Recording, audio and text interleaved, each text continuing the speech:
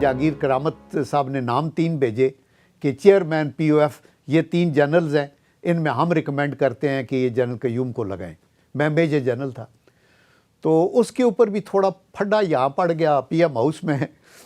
اپنے چودھری نثار صاحب میرے بڑے قابل احترام مہربان دوست ہیں، انہوں نے جب یہ دیکھا تو انہوں نے کہا یہ تو ایم ایس ٹو پیپل پارٹی رہا ہے، تو یہ تو میرا حلقہ ہے، تو دیکھ لیں سوچ لیں۔ تو وہ میری ڈیلے ہونا شروع ہوگی۔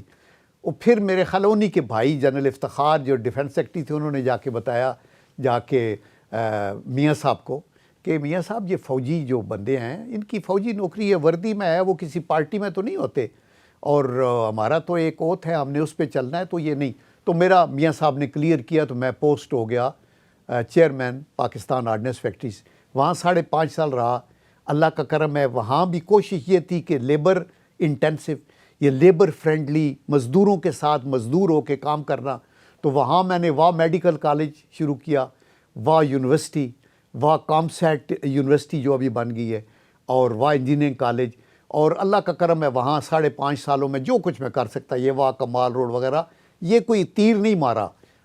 ہمیں حکومت پے کرتی ہے، ہم سرکاری ملازم ہیں، یہ ہمارا حق ہے کہ جتنا عرصہ جہاں کام کریں آپ اپنا۔ یہ مجھے احمد ندیم قاسمی کا وہ شعر یاد آتا ہے کہ یہ ملک آپ کو ملا، یہ بہت بڑی نعمت ہے۔ تو اسے کہتا ہے نا، بہت سا قرض مشیت کا ہے میرے سر پر، میں سر ہی کیوں نہ کٹا دوں کہ کچھ ادا ہو جائے۔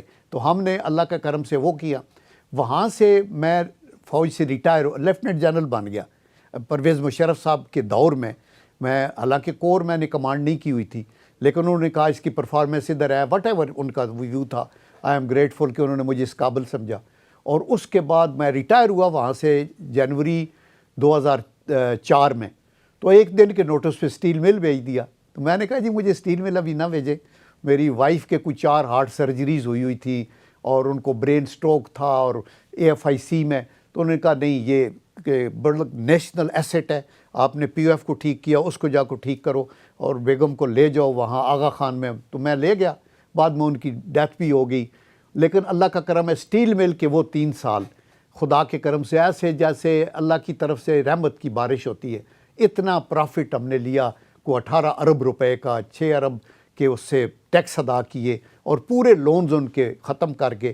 میں کئی دفعہ بتایا ہے کہ جب میں 13 ستمبر 2006 کو چھوڑ کے آیا تو 6 ارب کا خام مال پڑا تھا، 6 ارب کے فنش پروڈکٹ تھے، اور 10 ارب روپے سیو کر کے میں بینک میں چھوڑایا تھا، اور $1 بھی کسی کا پے نہیں کرنا تھا۔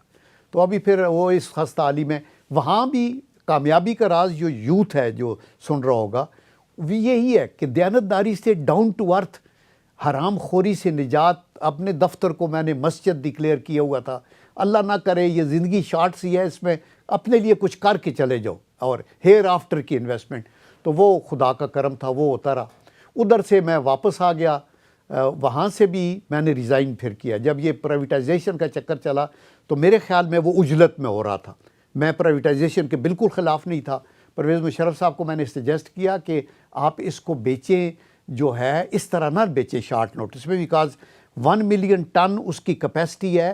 تو مجھے کورس کنسلٹنٹس جو لنڈن سے ٹیم ہائر کی ہوئی ہے، وہ کہہ رہی ہے کہ 8 ملین ٹن تک بھی پاکستان میں ریکوائرمنٹ ہے، تو آپ 3 ملین ٹن پہ لے جائیں، تو ہم اس کو کرتے ہیں۔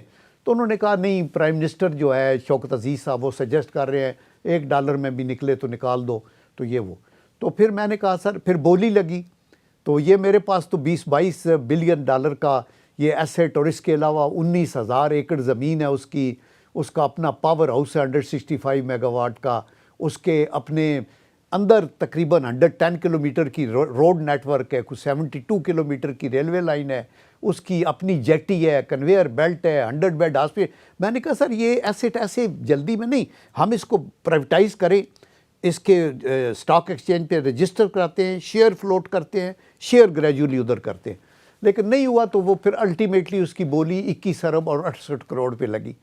تو دوسرے دن یہ عقیل کریم ڈیڈی تھے، انہوں نے کہا میں 40 ارب دینے کو تیار ہوں، مجھے دے دیں۔ یہ میرے خیال آبزرور میں ہیڈ لائن لگی تھی۔ میں نے پھر کہا سر مجھے چھوڑ دیں، آپ اس کو چلائیں کریں۔ تو وہ میری وہاں سے جان خلاصی ہوگی اور میں آ گیا۔